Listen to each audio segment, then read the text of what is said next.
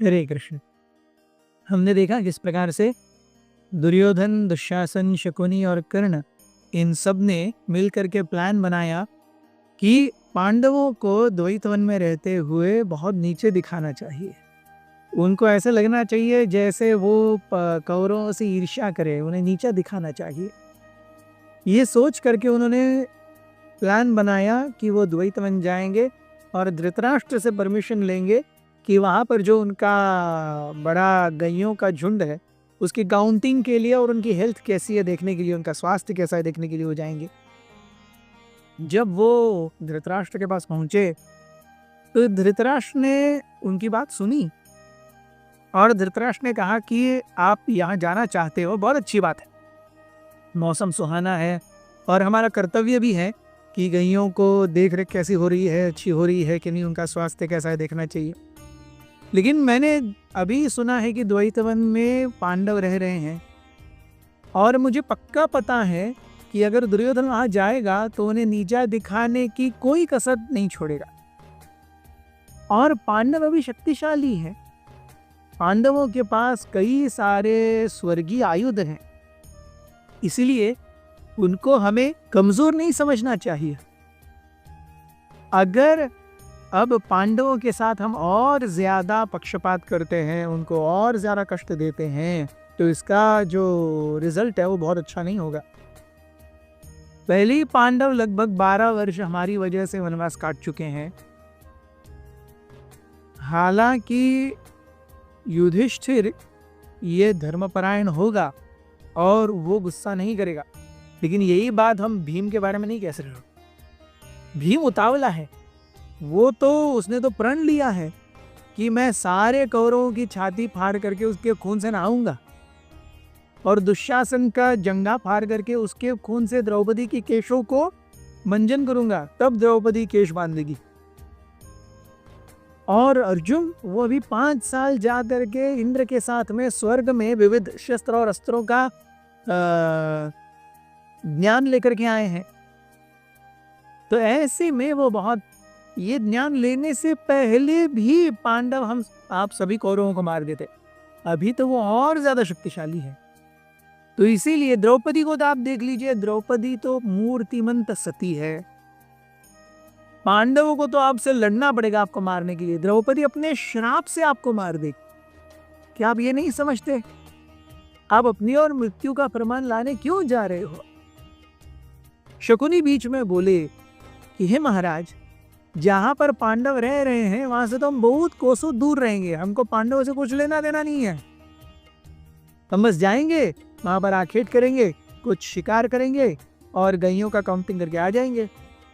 Dhritarashtra could hardly believe it, he knew what was going to happen, लेकिन but repeatedly coaxed upon, बारंबार जाने की आज्ञा दीजिए, ठीक है भाई, क्या बचाओ। सो जैसे ही इन सबको जाने की आज्ञा मिली, तुरंत एक बड़ी सेना तैयार की गई। सेना कितनी बड़ी थी? 8,000 रथ, 30,000 हाथी, 8,000 ऊंट, 9,000 घोड़े और अनगिनत पैदल चलने वाले सैनिक, उसके साथ में विविध प्रकार के सेवक, घर बनाने वाले, कुकिंग करने वाले, बर्तन मांजने वाले, कटिंग करने वाले, वहाँ पर उनके कपड़े धोने वाले, ऐसे सब प्रकार के सेवक।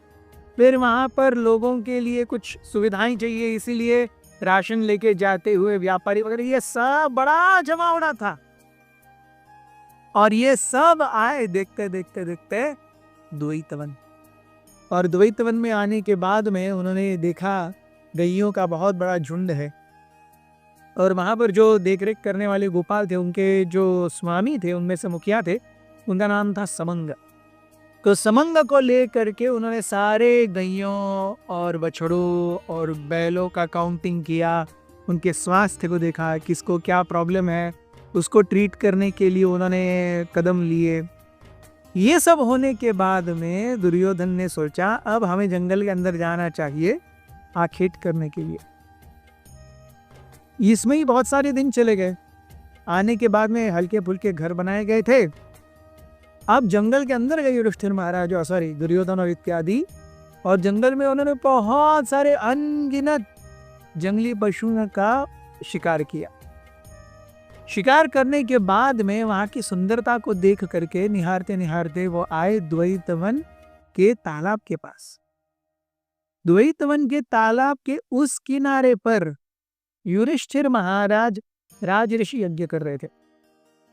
युधिष्ठिर महाराज अत्यंत तेजमय दिख रहे थे, लेकिन उनका शरीर तपस्या से कृश हो गया था। द्रौपदी भी तेजस्विनी थी, लेकिन उनके शरीर से, उनके अंग से, उनके मुख से सुंदरता नहीं थी, लेकिन अंग से वो भी बहुत दुर्बल हो गए थे।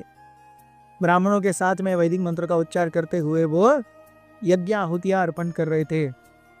और तभी दुर्योधन ने अपने सारे सेवकों से कहा, यही घर बनाओ।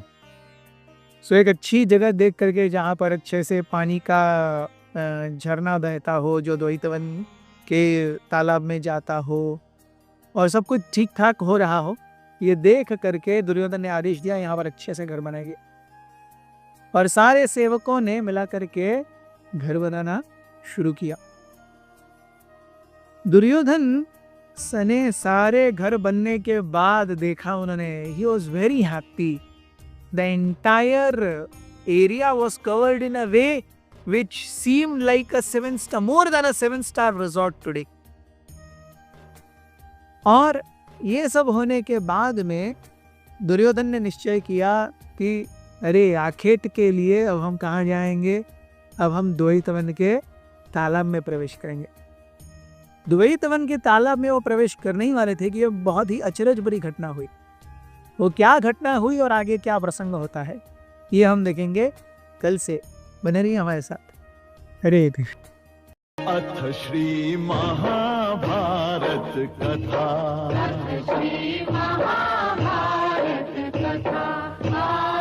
महाभारत कथा